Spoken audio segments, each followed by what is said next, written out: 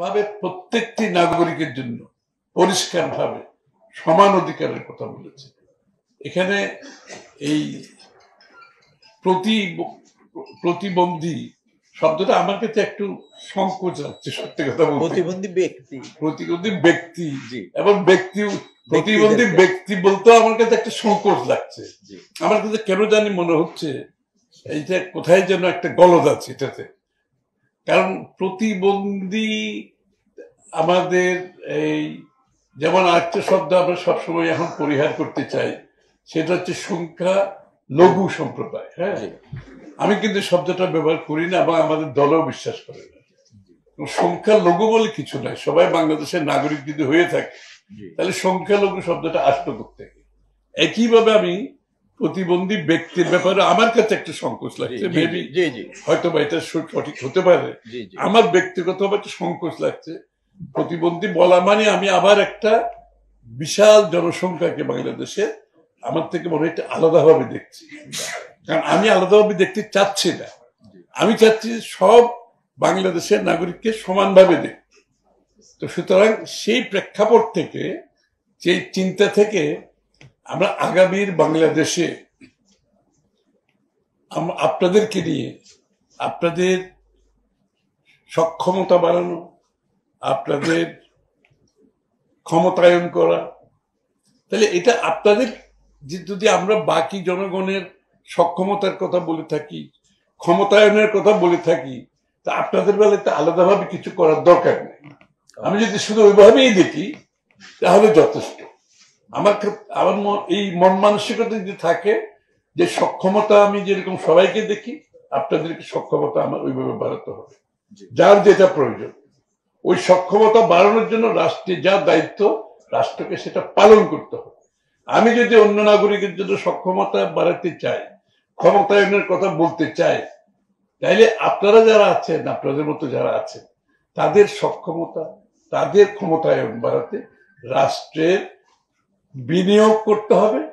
শুধু আর্থিকভাবে না, নৈতিকভাবে, মানসিকভাবে, রাজনৈতিকভাবে, মানবিক দিক থেকে আমাকে সেই বিনিয়োগ করতে হবে। বিনিয়োগ খালি আর্থিক হয় না, এটা বলে ইনভেস্টেড, ইংরেজিতে বলে we must be invested all, সবকিছুতে আমার নিজেকে বিনিয়োগ করতে হবে। তো সুতরাং আমরা সেই জন্য বুঝতে আসছি, শিখতে আসছি আপনাদের কাছ থেকে। আমরা অনেক কিছু জেনেছি আজকে। এবং একটা কথা আমরা পরিষ্কারভাবে বলতে চাই, বাংলাদেশের বিএনপির রাজনীতিটা হচ্ছে যে উন্নয়নের রাজনীতি বললে তো ভুল হবে, এটার সাথে আমরা উৎপাদনের রাজনীতি বলি। অর্থাৎ যে দেশ উৎপাদন করতে যত বেশি পারবে তাদের কিন্তু তত বেশি সম্পদ সৃষ্টি হয়। আর সম্পদ সৃষ্টি হলে সম্পদ বন্টন করা যাবে, সম্পদ সৃষ্টি না হলে তো বন্টন করার কিছু নাই। এবং সম্পদ সৃষ্টি করতে হলে বাংলাদেশের প্রত্যেকটি নাগরিককে আমাকে সম্পৃক্ত করতে হবে, তাকে ক্ষমতায়ন করতে হবে, তার দক্ষতা বাড়াতে হবে। সকলের দক্ষতা ক্ষমতায়নের মাধ্যমে যে উৎপাদন হবে, যে সম্পদ সৃষ্টি হবে, সেটা ভাগ করতে অনেক সুযোগ আছে। এবং সেই সম্পদটা যখন অনেক বড় হয়ে যায়, সকলের ভাগে কিছু না কিছু পড়ে। সুতরাং এই জায়গাটা আমরা কিন্তু জোর দিচ্ছি এই জন্য যে ডেমোগ্রাফিক ডিভিডেন্ড যেটা বলি, মনে হচ্ছে যারা সক্ষম লোক তাদেরকে আমার সক্ষমতা করে আমার ডিভিডেন্ডটা পাবে। কিন্তু আপনাদের মতো যারা আছে, আপনাদেরকে যদি আমরা সক্ষম করতে না পারি, সেই ডিভিডেন্ডটা কিন্তু পরিপূর্ণ হবে। সেই ডিভিডেন্ডটা একটা আংশিক হবে। কিন্তু আমি যদি ডিভিডেন্ডটাকে পুরোপুরি করতে চাই, তাহলে আপনাদের সকলকে ক্ষমতায়ন করতে হবে। এই জন্য আমরা আজকে অবশ্যই এই কাজটা করতে যাব। তারেক রহমান সাহেব কিছুদিন আগে বসছি, 6-7 মাস আগে আপনাদের সাথে অনেকের সাথে বসছেন। উনিও আমাদের মতো জানার চেষ্টা করছে, বোঝার চেষ্টা করছে যে রাষ্ট্রের দায়িত্ব হিসাবে আমরা কি করতে যাচ্ছি। এবং এটা রাষ্ট্রের দায়িত্ব, এটা কোনো অনুদান দানের কোনো ব্যাপার নেই। এবং বিএনপির পলিসি হচ্ছে দান অনুদান থেকে বের হয়ে এসে আপনাকে ক্ষমতায়ন করা, আপনার সক্ষমতার মাধ্যমে আপনি সকলের মতো জাতি গঠনে, দেশের উন্নয়নে, অর্থনৈতিক উন্নয়নে ভূমিকা রাখতে পারবেন, সেইখানে আমাদের বিনিয়োগটা হবে। দান অনুদান দিয়ে কারো জীবনের পরিবর্তন হয় না। দান অনুদান শুধু তাদের জন্য যাদের কোনো সক্ষমতা করার কোনো সুযোগ থাকবে না। এরকম সাধারণ মানুষের মধ্যে ওই যে বললো যে বয়স একজন খুব সুন্দর কথা বলছে, যারা বুড়া হয়ে যায়, ওই যে ভদ্র মহিলা চাঁদের কণা, হ্যাঁ চাঁদের কণা, বাবা যেই নাম তোমার, চাঁদের কণা, আচ্ছা সাংঘাতিক সুন্দর নাম। ওই যে খুব সুন্দর কথা, মানুষ যদি সক্ষমতা নিয়ে প্রশ্ন, তো আমি যখন বুড়ো হয়ে যাই, আমি যখন চোখে দেখি না, আমি যখন আমার মাথা মস্তিষ্ক ভালোভাবে কাজ করছে না, চলতে, তা আমি তো অক্ষম হয়ে গেলাম। তাহলে সক্ষমতা অক্ষমতার ব্যাপারটা কিন্তু এরকম। এই জন্য সকলকে সক্ষম, সকলকে ক্ষমতায়ন করতে হবে, এবং এই জন্য আলাদা কোনো পলিসির দরকার নেই। যার যেখানে সক্ষমতার জন্য যেটা বিনিয়োগ করতে হবে সরকারকে বিনিয়োগ করতে হবে, যার যেটা ক্ষমতায়নের জন্য যে সরকারের নীতিমালা গ্রহণ করতে হবে। এই যে অনেক বেগম খালেদা জিয়া, দুলাল ভাই বলেছেন যে উনি যে আপনাদেরকে নিয়ে যে নীতিমালা, আমি কিন্তু প্রতিদ্বন্দ্বী শব্দটা কিন্তু ব্যবহার করছি না, আপনারা খেয়াল করছেন কিনা আমি জানি, আমি ব্যবহার করছি না, কিন্তু বেগম খালেদা জিয়া আপনাদেরকে নিয়ে যে নীতিমালা করেছেন সেটা আমাদের একটা 95 একটা এটা ভিত্তি, এটা একটা ভিত্তি। কিন্তু এই ভিত্তির উপরে আমাদেরকে আগামী দিনে নূতন নীতিমালা করতে হবে, এবং সেই নীতিমালায় থাকবে আপনাদের ক্ষমতায়, আপনাদের দক্ষতা বাড়ানো, এবং একেবারে যাদের দক্ষতা ক্ষমতা দুটোটাই যে সক্ষমতা থাকবে না, মানুষ বুড়া হলে গিয়ে যা হয় আর কি, সকলের জন্য এটা অ্যাপ্লিকেবল। সুতরাং তাদের জন্য তো সেটা অন্য ব্যাপার। আমাদের বুড়োদের একটা অ্যালাউন্স থাকে, সেটা থাকতে পারে যাদের, কিন্তু সকলের বেলা তো সেটা খুব কম সংখ্যক পারে।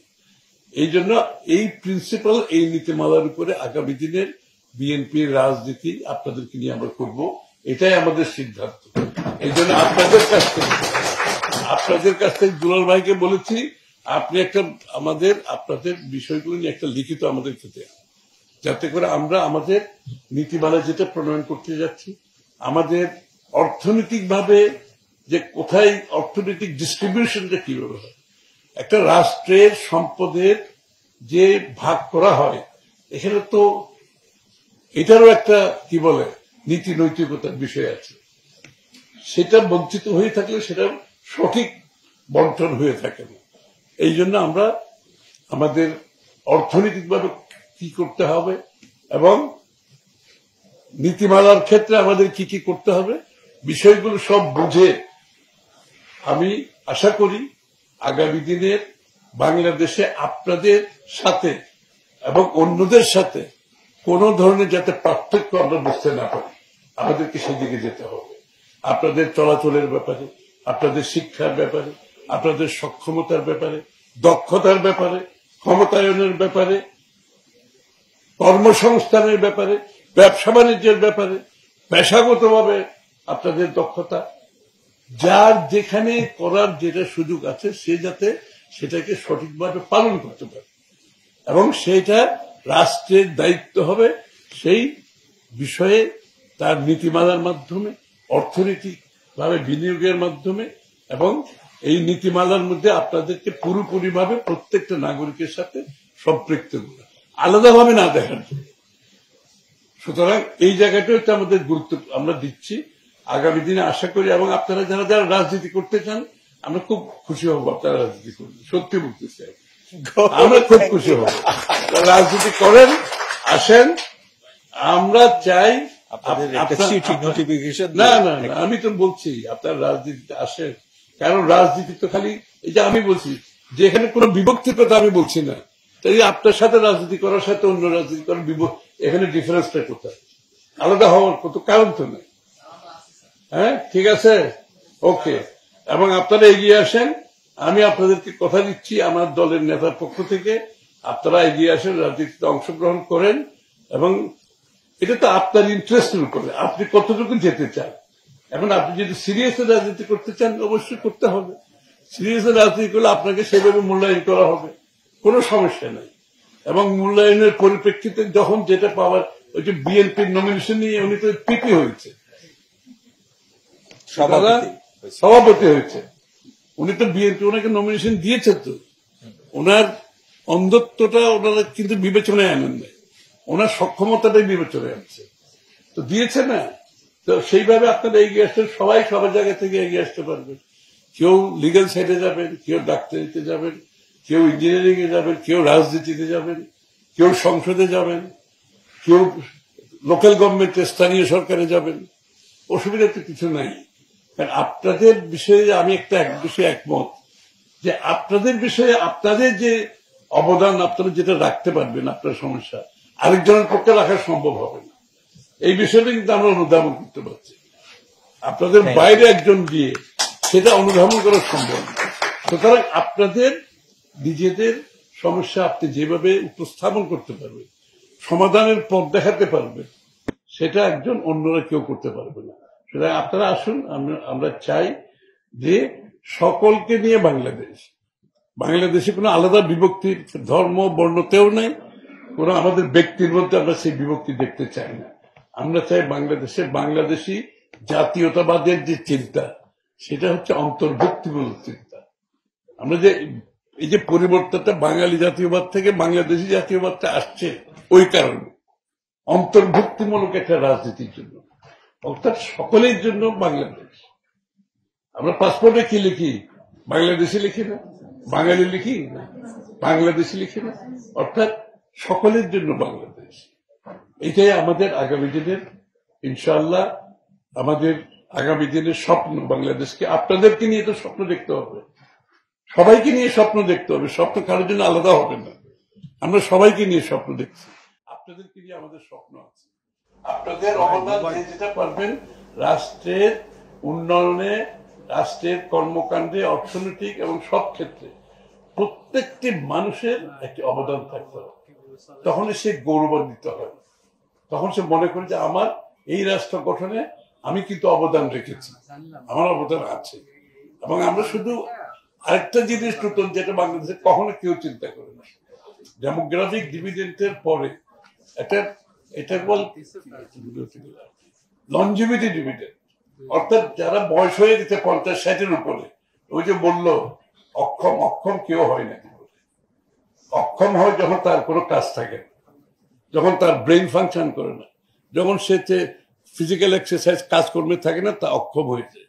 আপনি যদি মানুষকে সক্ষম রাখতে পারেন, 60-70-80 বছর পর্যন্ত মানুষ তার প্রোডাক্টিভ ক্যাপাসিটি থাকে। আমার বয়স কত হয়েছে? আমি তো কবে 60 পার হয়ে গেছি, আমি কাজ করতেছি না।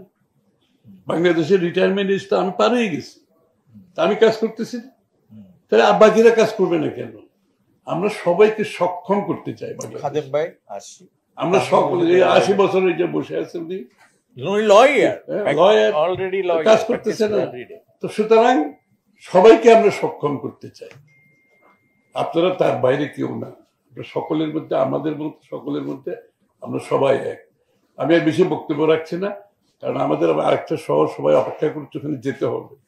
তো ইতিমধ্যে আমাদেরকে আমন্ত্রণ জানানোর জন্য, আজকে আপনাদের সামনে আসার জন্য, 2-4টা কথা বলার সুযোগ সৃষ্টি করে দেওয়ার জন্য আমি কৃতজ্ঞতা প্রকাশ করছি, ধন্যবাদ জানাচ্ছি আপনাদেরকে।